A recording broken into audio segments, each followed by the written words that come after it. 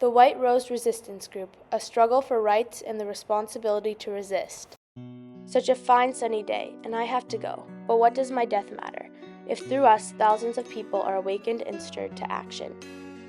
Those were the last words of 21-year-old Sophie Skoll on February 22, 1943. She was a university student and a rebel in the non-violent resistance group called the White Rose.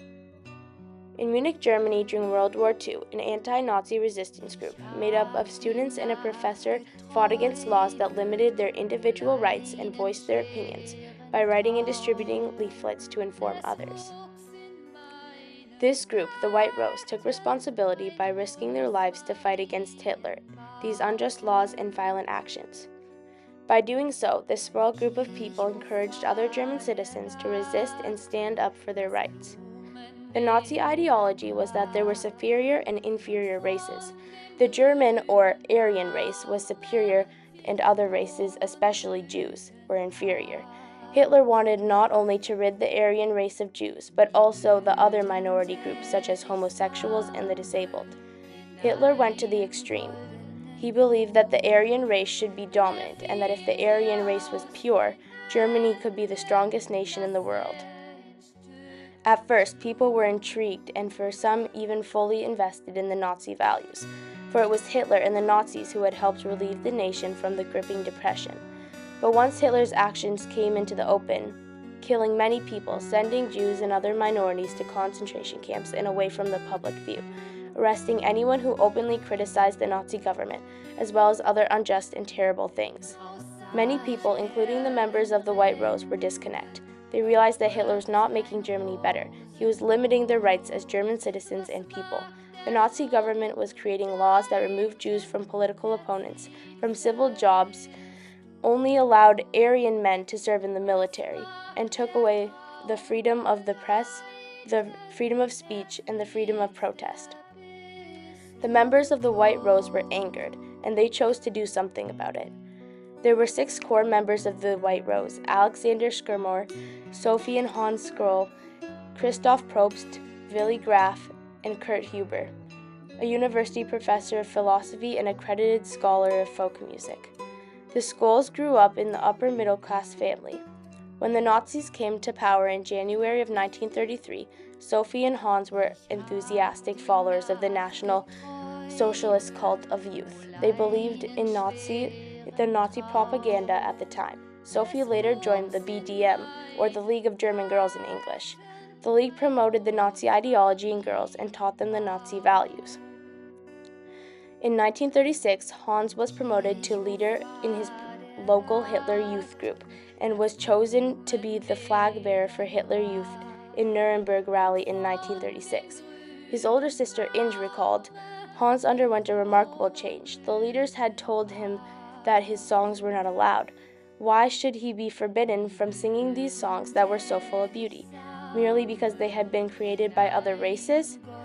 Hans then abandoned his involvement in the Hitler Youth group. Sophie also left the BDM after being criticized for reading poems of a Jewish author.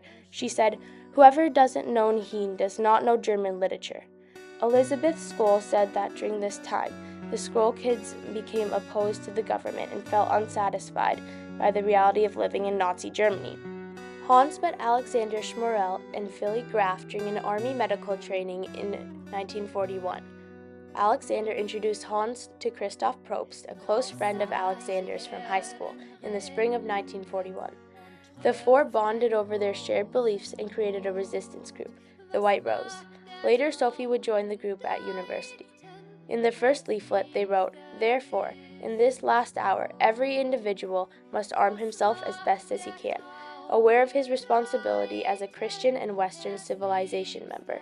He must work against hostage of humanity, against fascism and all similar systems of an absolute state. Offer passive resistance whenever you may be. Prevent the continuation of this war machine before it is too late, before the last of our cities lie in ruins like Cologne, and before the last of the youth of our people have been bled to death by the hubris of subhuman."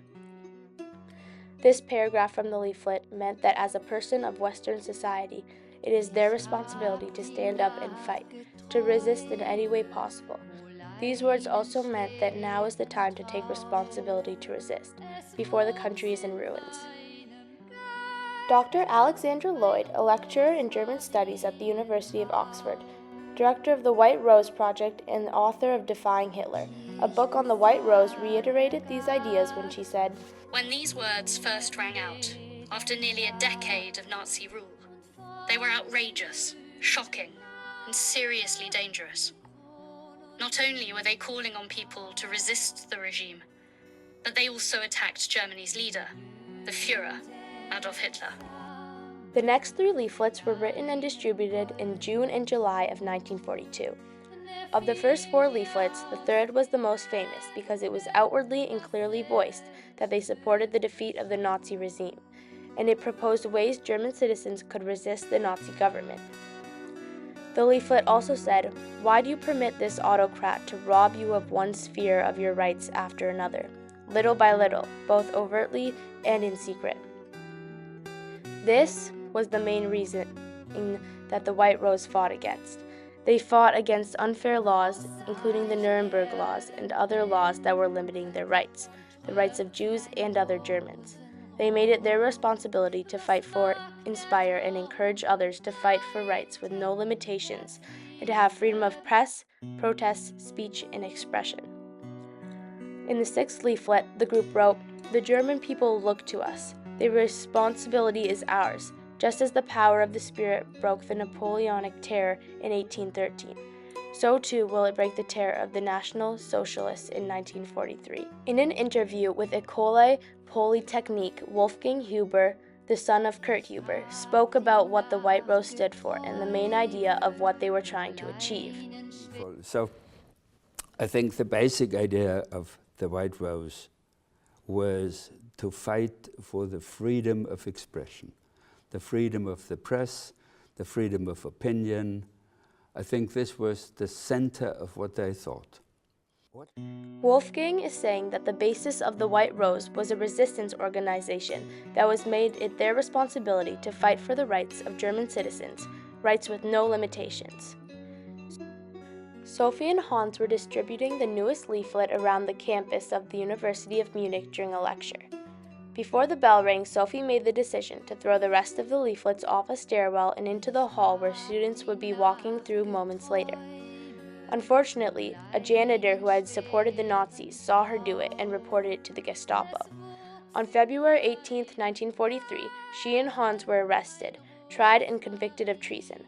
Christoph was also convicted of treason and was executed alongside Sophie and Hans on February 22, 1943. Following their deaths, the Gestapo found and executed the other core members of the group, Alexander, Billy, and Kurt Huber.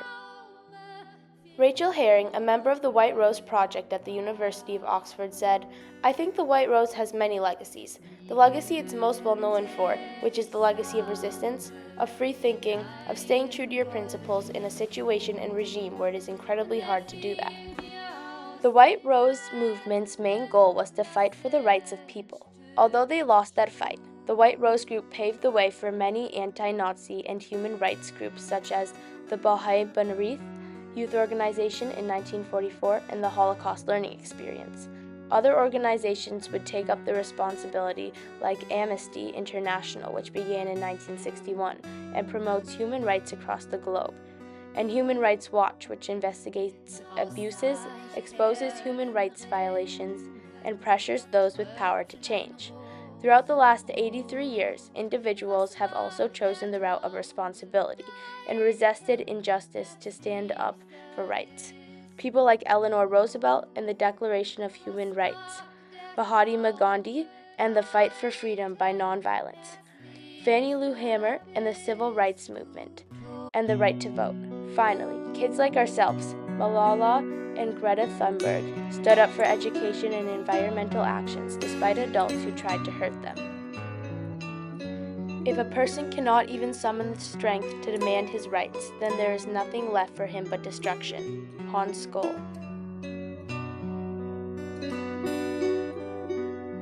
Ich hab die Nacht geträumt.